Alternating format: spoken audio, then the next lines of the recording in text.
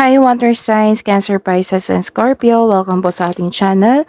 At ito ay inyong Daily Gabay Tarot Reading for November 9, 2023. Please be reminded that this is channel reading po, so maaari kayo makarelate o hindi. Just take what resonates. Gamitin ang reading na ito bilang gabay lamang. Balik po kayo dito bukas para sa ating Daily Gabay Tarot Reading.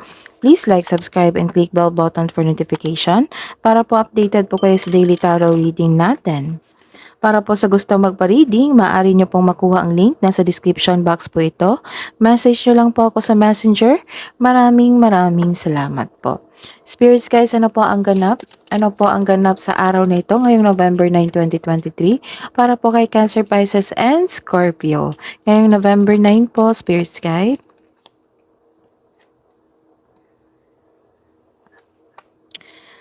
Malakas ang inyong intuition ngayon. It might be nagkaroon kayo ng emotion ngayon, naging emotional kayo ngayon. Basta po malakas ang intuition ngayon, maaring may malaman kayong sikreto din. And you're taking time to the community, to your family, to your culture, to the relatives. Nagkaroon ng teamwork dito, maaring may reunion. And you have a wisdom. Nagkaroon ng self-growth dito and you're taking time to your religion.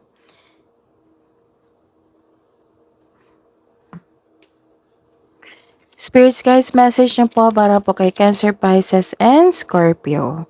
Ngayong November 9. So, may tatahakin kang, some of you nakaranas talaga ng isang obstacle dito. Challenges. So, the advice is keep going forward.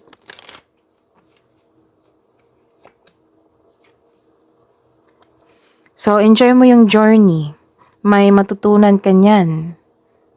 Kahit challenges ito or obstacles sa isang bagay, sa isang sitwasyon, or sa isang tao, enjoy the journey kasi may matutunan ka niyan para sa inyong growth.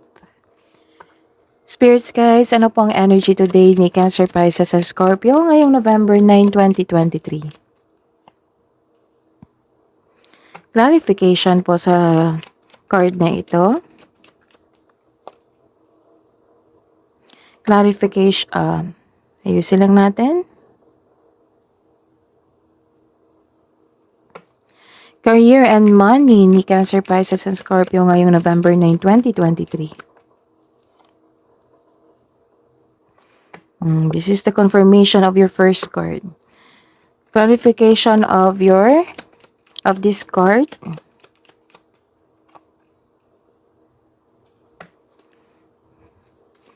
Love and romance, self-love, partnership, and romance ni Cancer, Pisces, and Scorpio.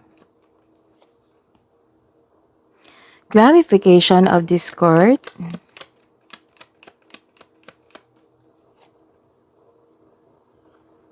Sa araw nito, may deception po. Paninin lang.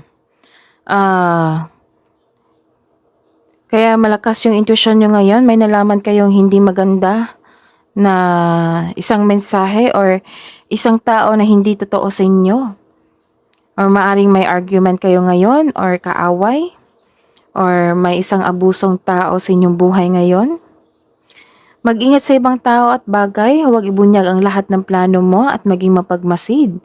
May mga sinungaling dito na backstab sa iyo. May tinatago sa inyo, plastic po siya. May taong hindi ka binibigyan ng halaga, walang pakialam sa inyo. May posibleng paglilinlang or pagsisinungaling dito. May taong hindi tapat sa inyo.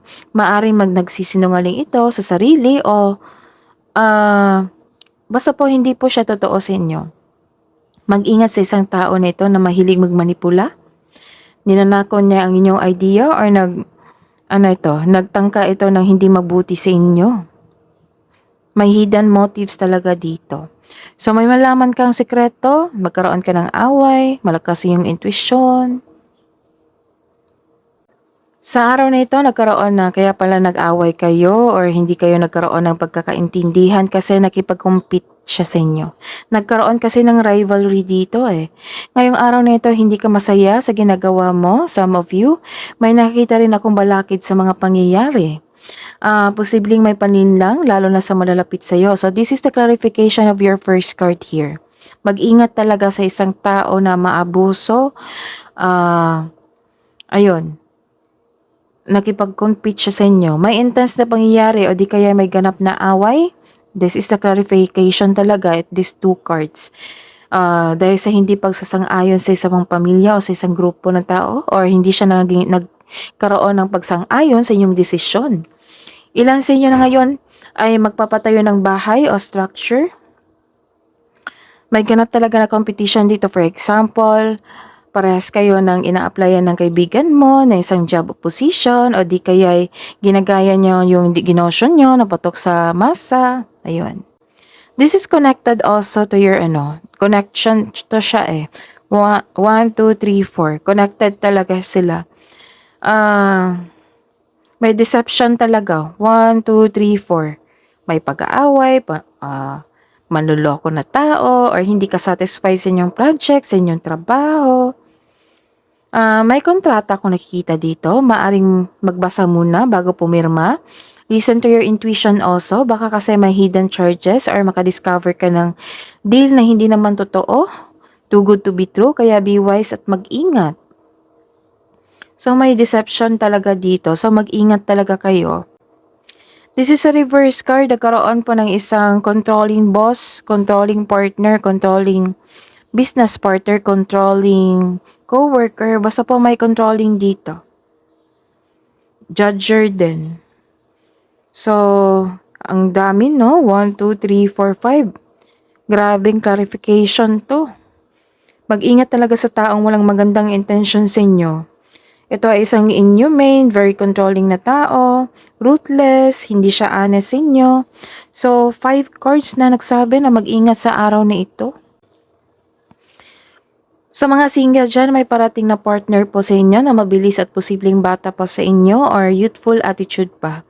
Para sa mga may relasyon, excited kayo sa coming months sa renew or anniversary.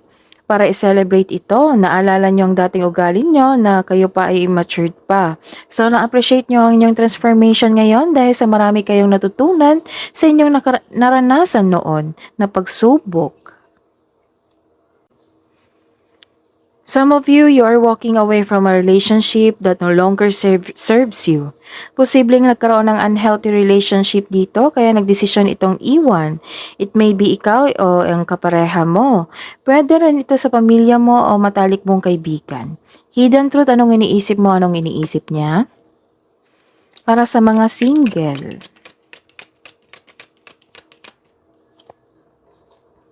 I want to be more than friends. I left when I saw you with someone. So, may umalis talaga dito. Sa mga may relasyon, so many things reminds me of you and you speak to me through music. So many things reminds me of you. This is the clarification of your card here na inalala nyo yung dating immature pa kayo. So, thankful kayo sa mga nangyari ngayon kasi may natutunan kayo. Malaking tulong yun eh. Kasi nagkaroon ng relationship growth or self-growth. Love advice po para sa mga single. Kailangan ng meditation dito kasi sobrang deception dito eh. Maabusong tao, mapaninlang, manloloko. Embrace your inner divine goddess. So, connect to your energy talaga. Love advice po para sa mga may relasyon. Embrace what destiny has in store for you. And telepathic. Close soul connections are harmoniously synchronized, creating moments of telepathy. Kabuang advice niyo po, spirits guys, para po kay Cancer, Pisces, and Scorpio ngayong November 9, 2023. See, this is the clarification of your cards here. 1, 2, 3. Na sa mga single dyan na may parating na a new romantic cycle begins, or sa mga may relasyon dyan na magse-celebrate ng anniversary, monthsary, ayun. And it's time to release negativity. Oo, kasi nakaisip kayo ng mga negative kasi Yung energy ng kaaway nyo is sobrang nega. Sobrang dark. So, release it. Release it by meditation. To connect to your intuition. So, keep going forward.